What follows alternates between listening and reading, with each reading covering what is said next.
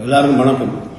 7ஆம் தேதி கௌரவ ஜனாதிபதி அவர்களுக்கும் வணக்கத்துக்குரிய மன்னார் ஆயர் அவர்களுக்கும் ஜனாதிபதி செயலகத்திலே கூட்டம் நடைபெற்றதாக பத்திரிகைகள் வாயிலாக அறிந்து கொள்ள முடிந்தது.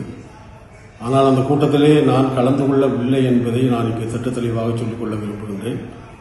அந்த கூட்டம் எப்பொழுது நடைபெற்றது, இந்த நேரத்திலே நடைபெற்றதெல்லாம் எனக்கு தெரியாத ஒரு விடயம்.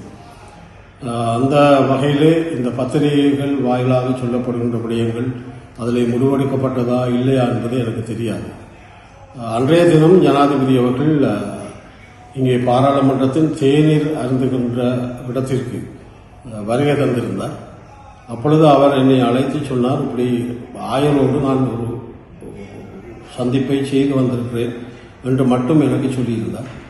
ஆகவே இந்த காற்றாலை சம்பந்தமாகவோ அல்லது வேறு விடயங்கள் சம்பந்தமாகவோ கதைத்தது சம்பந்தமாக ஜனாதிபதி என்னிடம் கூறவில்லை.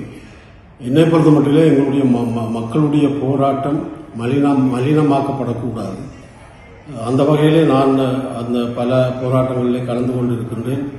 ஒரு முறை இந்த உள்ளே வர இருக்கின்ற இந்த காற்றாலை சம்பந்தமான உறுதிப்பாகங்களை தடுத்து நிறுத்திய பொறுப்பு அந்த அந்த நிகழ்விலே நானும் கலந்து கொண்டு அதை தடுத்து நிறுத்தினேன்.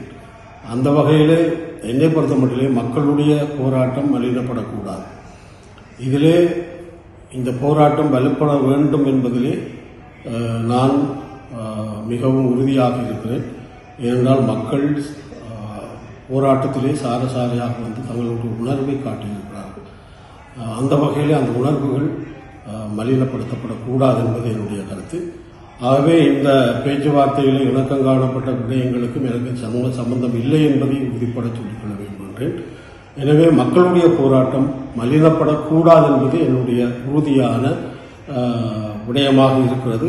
ஆகவே இந்த விடயத்திலே என்ன நடந்தது என்பது எனக்கு தெரியாத ஒரு நிகழ்வாகத்தான் இந்த பேச்சுவார்த்தை நடைபெற்று இருக்கிறது என்பதை நான் உங்கள் எல்லாருக்கும் தெரிவித்துக் கொள்ள விரும்புகின்றேன். நன்றி.